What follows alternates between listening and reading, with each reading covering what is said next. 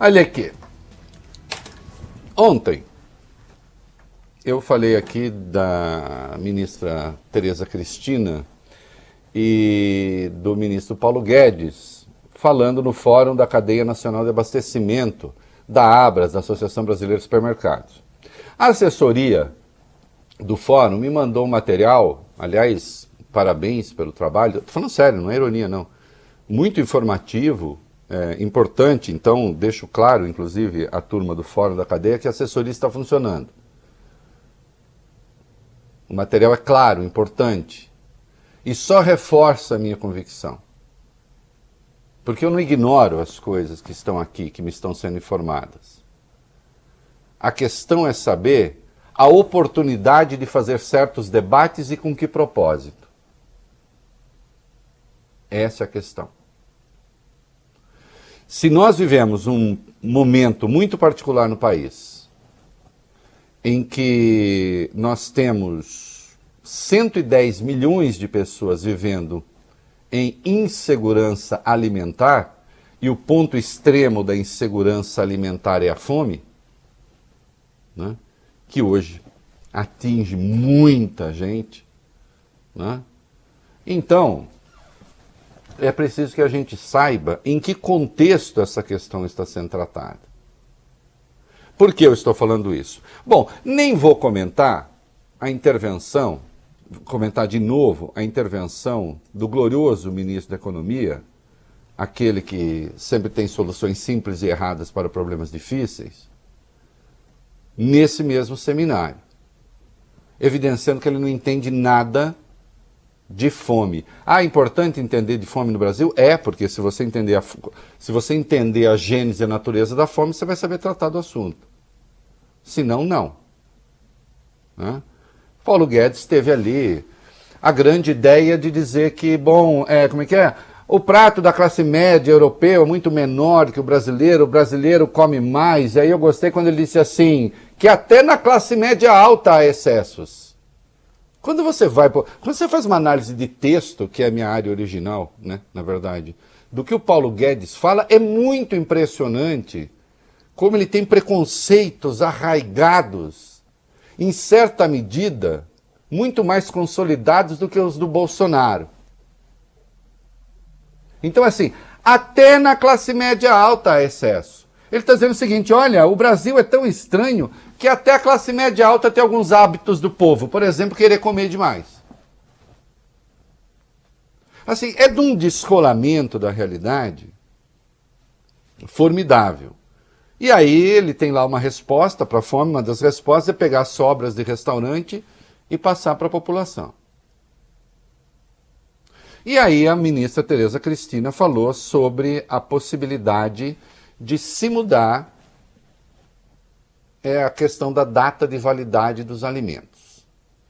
E o Brasil passar a trabalhar com o best before. Melhor consumir antes. E aí a assessoria me explica, e eu passo, não tem nenhum problema. Best before é um conceito regulatório que indica um período mínimo em que um produto mantém seu sabor e seu valor nutricional. E aqui começa o problema, né, meus queridos? Se armazenado de forma adequada e com a embalagem fechada. Ok. No entanto, se essa data passar, não significa que o produto não significa que o produto não esteja mais adequado e seguro. Então passou a data, não quer dizer que ele não esteja adequado e seguro, mas que deve passar obrigatoriamente, atenção, meus queridos da assessoria, e vocês estão fazendo o trabalho de vocês direitinho. Mas aqui então falo com vocês, com a Associação Brasileira de Supermercados, com a turma do Fórum da Cadeia Nacional de Abastecimento, mas que deve passar obrigatoriamente por uma análise sensorial antes de seu consumo. Cheirar, provar, observar alterações. Avaliações possíveis de serem feitas pelos consumidores. E aqui reside o problema. Aqui reside um problema em que há 110 milhões de pessoas em insegurança alimentar. Hoje, alimentos fora da data de validade têm de ser retirados da gôndola. Ou a multa. Se a gente passa a trabalhar com esse intervalo, e uma coisa é você fazer isso na França, na Alemanha, e outra coisa é você fazer isso num país que tem 110 milhões de pessoas vivendo em insegurança alimentar. E você deixará para essas pessoas, com necessidade, com fome, o arbítrio para cheirar, provar e observar alterações.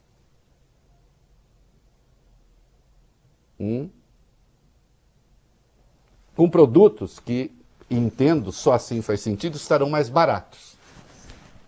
Porque fora daquele prazo. Quem cheira, quem prova, quem observa alterações, não faz análise científica, por óbvio. Você não tem como saber se há uma deterioração ali que não é perceptível a olho nu. Mas aí ela diz, existe a análise de perigos e pontos críticos de controle, na sigla em inglês HACCP, em português APPCC. Né? Então aí, na verdade, há critérios para isso.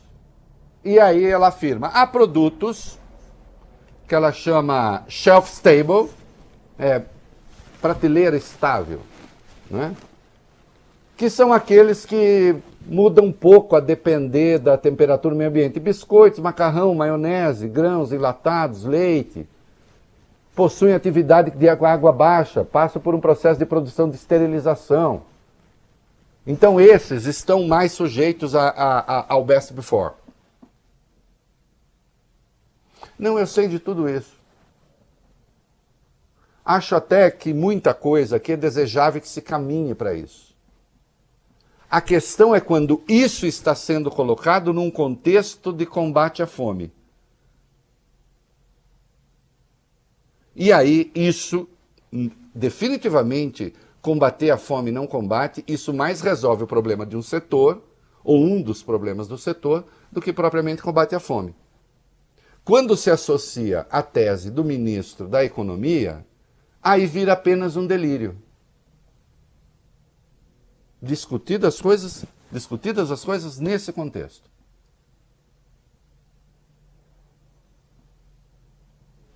É diferente você deixar ao arbítrio do consumidor querer pagar mais ou pagar menos, quando ele tem condições, se quiser, de pagar mais, para consumir dentro do prazo.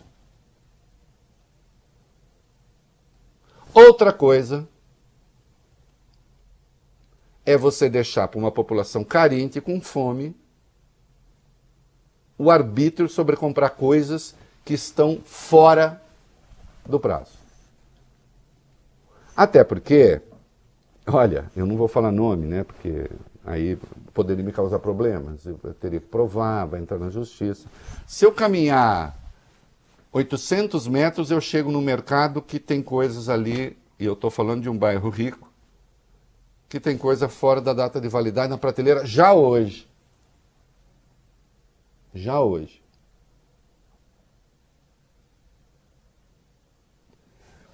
Não é uma discussão para ser levada assim. Não nesse contexto. Até porque nós estamos com dois ministros fundamentais nessa questão do combate à fome. Olha, Beni, você está com o texto aí do negócio do combate à fome, da campanha da Band? Consigo já. Tá. Então consegue aí, porque eu estou sem ele aqui, aí eu vou pedir para você falar. Nós temos dois ministros fundamentais ali na questão do combate à fome, que é o ministro da Economia e a ministra da Agricultura. A inflação de alimentos no Brasil está, em média, em 14%, 14%, 15%. E há produtos que subiram 50%. É o menor consumo de carne em 25 anos. Tem um conjunto de fatores aí. Tá na mão. Tá, já vamos falar. Tem um conjunto de fatores aí. Não é uma coisa só. Então vamos lá. O governo Bolsonaro, na primeira semana, extinguiu o Conselho de Segurança Alimentar no país. Primeira semana.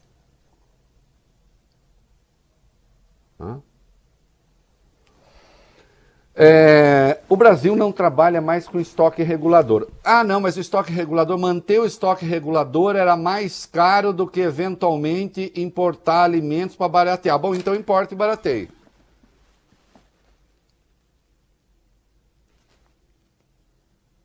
O que não pode é ficar assim. Tem uma demanda gigantesca por alimentos no mundo, né? O Brasil está exportando, são commodities, há uma equalização de preço aqui no mercado interno e quem paga a conta é o pobre. Não, a culpa não é das empresas, é do governo, que tem que ter uma política alimentar.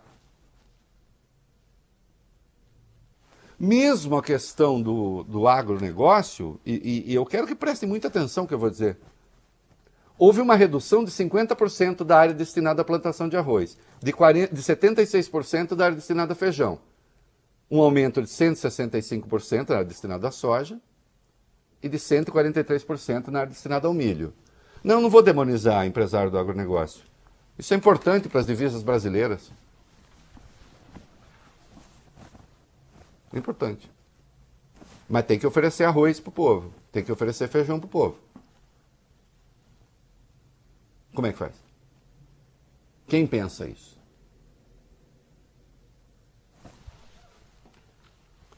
Ninguém inventou nenhum mecanismo melhor para distribuir riqueza do que a economia de mercado.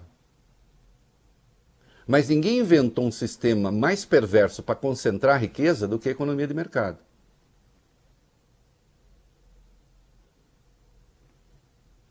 Se gera como ninguém e se concentra como ninguém. Então é preciso você ter um governo com uma política pública para essas coisas. Como é preciso ter um governo com uma política pública para a segurança pública, senão os mais poderosos se armam e se impõem sobre os mais fracos.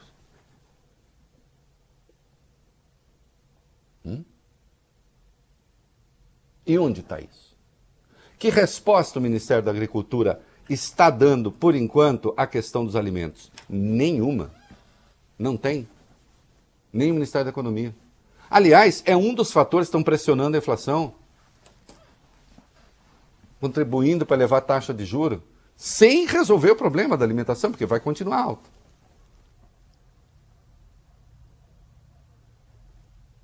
E aí nós fazemos esse debate vir assim um debate fora de hora e fora do lugar. Esse é meu ponto. E com o ministro da Economia completamente alienado. Não, nós vamos proibir agora. Não, vamos. Você agora é proprietário da sua terra, você vai ter que plantar feijão.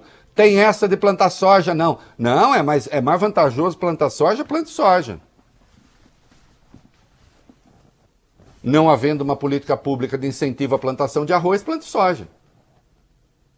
Não havendo uma política pública favorável ao incentivo da plantação de feijão, plante soja.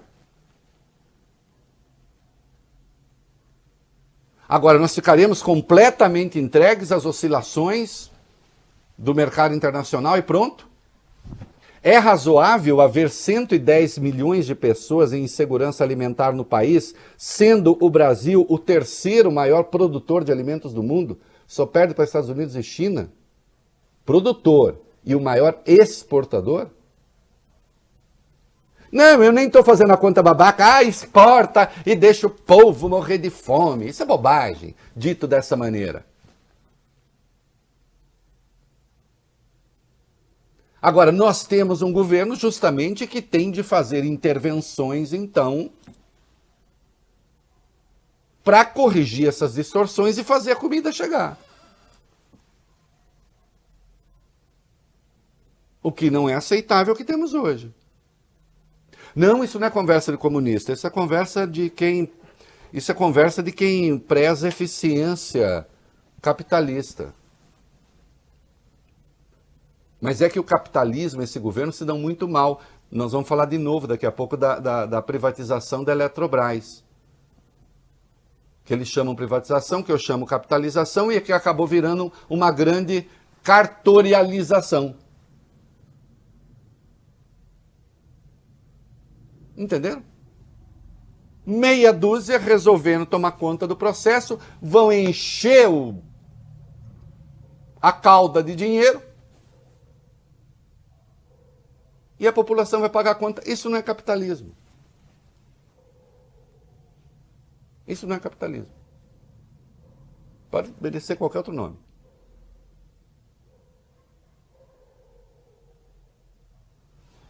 Então, você não ter uma política alimentar e não tem, eu desafio a me mostrar onde é que está. Você não tem nem mais o conselho que debate isso. Isso é uma questão objetiva, não é uma questão de opinião. Ah, vamos modernizar os nossos códigos de acordo com... Vamos, tudo que tiver de ponta no mundo, vamos ver. Desde que não tenha o objetivo de mascarar alguns problemas internos que estão sem resposta. E aí fica uma discussão nas nuvens, e eu comparei hoje no meu blog, parece uma personagem do Paulo Gustavo, que se chama Senhora dos Absurdos. Até botei um vídeo dele com a Senhora dos Absurdos.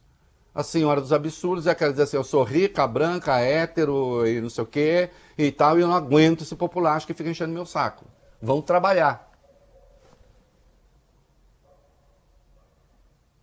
E fala as coisas mais racionais, mais alienadas, mais estúpidas. Então, às vezes, a gente tem a impressão de que a caricatura chegou ao poder. Hã?